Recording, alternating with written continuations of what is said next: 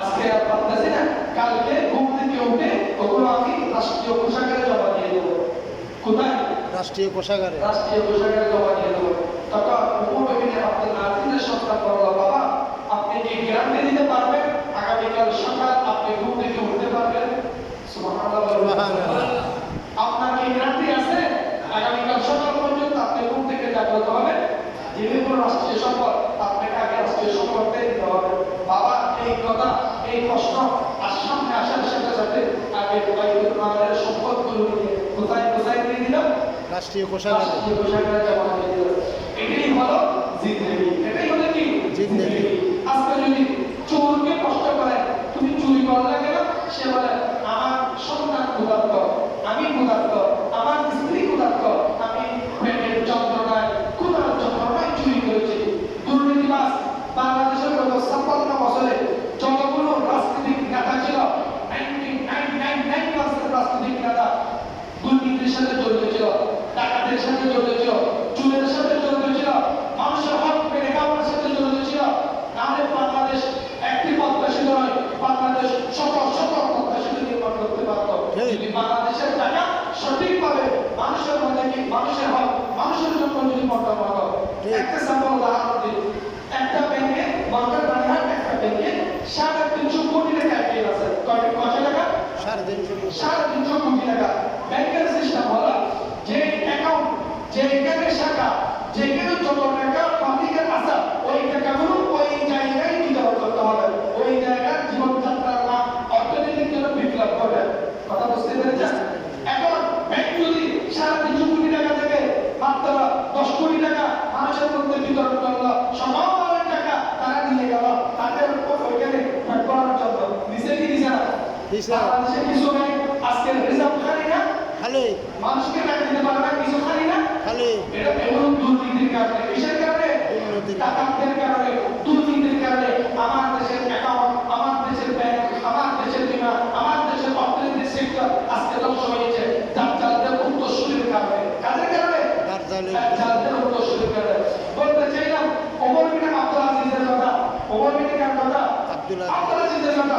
ওমর বিন আব্দুল আজিজ যেভাবে রাষ্ট্রের সম্পদকে, রাষ্ট্রের মালকে, জনগণের হককে মূল্যায়ন করেছেন, সেভাবেই যদি আমার দেশের সরকার, আমার দেশের প্রাইম মিনিস্টার, আমার দেশের এমপি, আমার দেশের চেয়ারম্যান, আমার দেশের মেম্বার, আমার দেশের জনপ্রতিনিধি যদি রাষ্ট্রের হকগুলো, জনগণের হকগুলো জনগণের জন্য চিন্তা করতো, আজকে আমরা বিশ্বের রোল মডেল হতাম।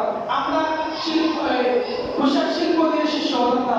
আমরা কেন বস্ত্র বলেন, আমরা আধুনিক সরঞ্জাম বলেন, আধুনিক বিমান বলেন, আর আধুনিক যন্ত্র বলেন, আমার ঘুমায় যন্ত্র বলেন, সেগুলো দিয়ে আমরা সারা হতাম। সামান্য একটা টুকটু প্রত্যাশিত দিয়ে হয়, সামান্য একটা টুকটু দিয়ে হয়, প্রত্যাশিত দিয়ে হয়। আমার কথা বুঝতে পেরেছেন?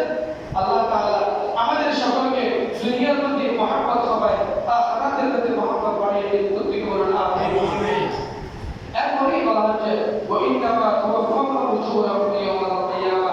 আল্লাহ তাআলা প্রত্যেক মানুষকে তার কর্মফল দান করবেন কিয়ামতের দিন। কিসের দিন? কিয়ামতের দিন। কিভাবে দান করবেন? ফামান যুহজিহা আনিন নার ওয়া উদখিলাল জান্নাহ।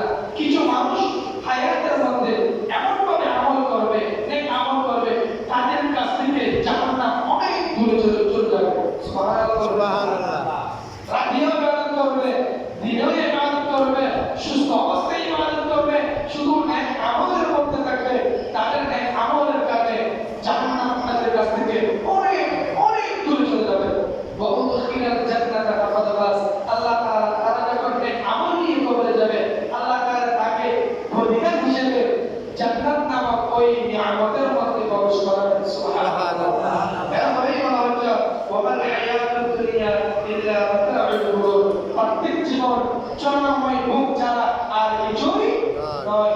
এই দুনিয়ার জিন্দেগি শুধুই দুঃখের জিন্দেগি। কিসের জিন্দেগি? দুঃখের জিন্দেগি। আমি না বলবো না, জায়গার নামও বলবো না। একটা মানুষ মোবাইলের মধ্যে গেমস খেলতেছে, গেমস আপনারা বুঝেন, অনলাইনের মধ্যে জুয়া খেলে না? খেলে। আওয়াজ দেয় না? অনলাইনে জুয়া খেলে না? খেলে। অনেক সিস্টেমের জুয়া আছে না?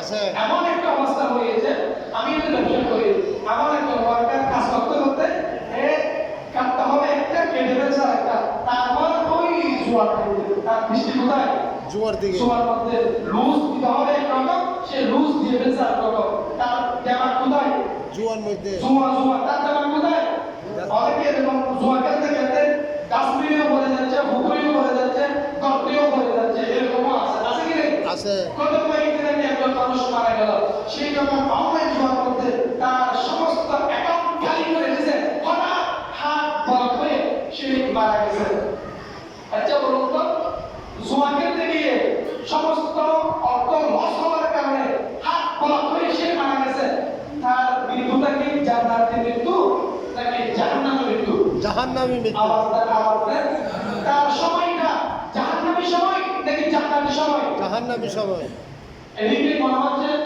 এদিকে আওয়াজ মনে হচ্ছে জান্নাতের সময় না আপনি অনলাইনের মধ্যে জুয়া খেলতে খেলতে মারা গেলাম কি খেলতে খেলতে জুয়া খেলতে গেলে জুয়া খেলতে খেলতে মারা গেলাম আমার মৃত্যু তো জাহান্নামী মৃত্যু আপনার মৃত্যু তো জাহান্নামী মৃত্যু আমার আপনার ওই সময়টা জাহান্নামী সময় জাহান্নামীদের সাথে আমার আপনার হাস্য হবে যদি বলুন ঠিক কিনা এই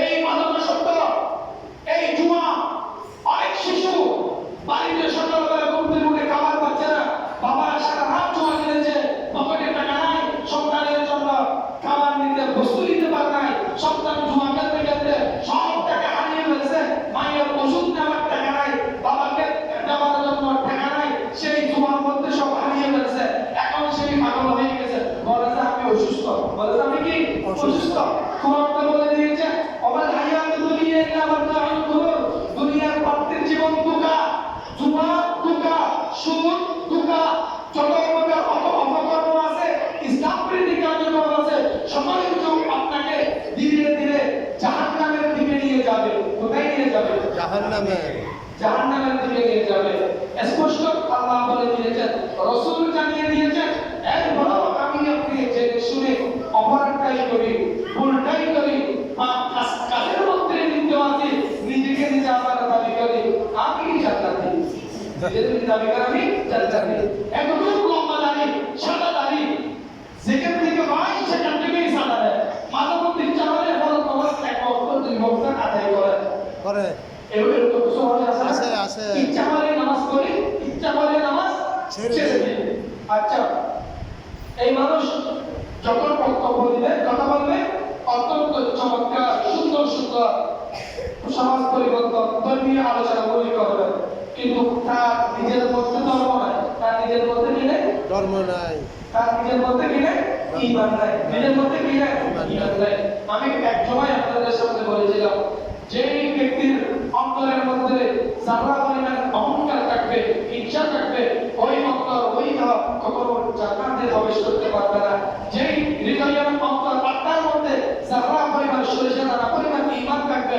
ওই আত্মা ওই কখনো জান্নাত স্পষ্ট করতে পারবে না সুবহানাল্লাহ সুবহানাল্লাহ বলেছি কি বলি না তাহলে আমার আপনার কর্মের মধ্যে যদি জুয়া অনলাইন জুয়া খেলার সিস্টেমটা যদি শুধু মাথার মধ্যে ঘুরতে থাকে কিসের মধ্যে দেমাগের মধ্যে চলতে থাকে মাথার মধ্যে ঘুরতে থাকে তাহলে আমার যতক্ষণ পর্যন্ত আমার দিলে আমার মাথায় ওটা কাজ করবে ততক্ষণ পর্যন্ত আমার ওই সময়টা আমার বিপক্ষে আল্লাহ তাআলা সাক্ষী দিবেন আমার বিপক্ষে আপনার বিপক্ষে দিবেন সাক্ষী দিবেন এই সময় আছে রাসূল সাল্লাল্লাহু আলাইহি ওয়াসাল্লাম ইরশাদ করেছেন আয়েশা সিদ্দিকা রাদিয়াল্লাহু আনহা হাদিস যে ব্যক্তি দৈনিক 20 বার মওতের কথা স্মরণ করে কিসের কথা মওতের কথা কয়বার 20 বার 20 বার মওতের কথা স্মরণ করে আমিও অথবা আপনিও এরকম আমরা কোন মসজিদে আছি আসি কোন মসজিদে নাই না আমার তো সব টাকা মাঝে মধ্যে বাইরে থেকে এই এটিএমটা দিতে বলছে এটা কথা বলে যায় আর অনেক কথা শুনতে হয় প্রত্যেকটা ঘুষে একই অবস্থা তুমি বলতে কি না ঠিক হ্যাঁ দৈনিক 20 বার যদি কোনো ব্যক্তি কোনো মুমিন বান্দা মৃত্যুর কথা স্মরণ করে হযরত আয়েশা সিদ্দিকা রাদিয়াল্লাহু আনহা ইরশাদ করেন ওই ব্যক্তি হাসর হবে সিদ্দিকের পর্দার সাথে শহীদদের সাথে জান্নাতীদের সাথে সুবহানাল্লাহ আমরা কোন মুমিন আছি দৈনিক 20 বার মওতের কথা স্মরণ করি দৈনিক একটা বলুন তো পৃথিবীতে আল্লাহ যত পয়গম্বর নবী পাঠিয়েছেন সমস্ত নবীরা আমরা জানি আমরা বিশ্বাস করি সমস্ত নবীরাই নিষ্পাপ জনগণ ঠিক কিনা সমস্ত নবীরাই মাসুম জনগণ ঠিক কিনা রাসূলুল্লাহ সাল্লাল্লাহু আলাইহি ওয়াসাল্লাম সাল্লাম দৈনিক 100 বার ইস্তিগফার করতেন। কয়বার? কয়বার?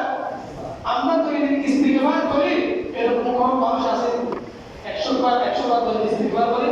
আরে সবচাইতে যেটা সহজ জান্নাতে যাওয়ার জন্য দৈনিক 5 ওয়াক্ত নামাজ আদায় করা, এটা আমার আপনার কাছে সবচেয়ে বেশি কঠিন। কি করা? 5 ওয়াক্ত নামাজ ওয়াক্ত মতো আদায়